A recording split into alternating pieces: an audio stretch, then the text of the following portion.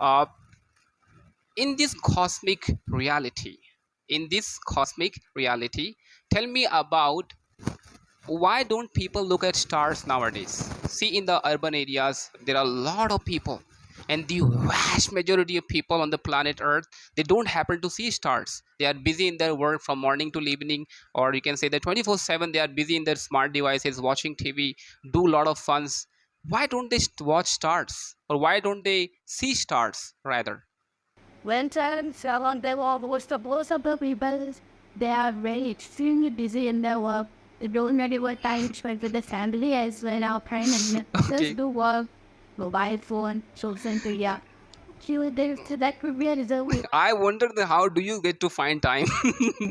You know, it's so nice. Because you have assignment, homework, projects, right? So how do you get to find the time, extra time for watching or looking stars? Whenever I get tired, and that's it. Battery charging is the like if you don't want battery to pop the bag and the we're gonna look at that but that is going to go to there it starts.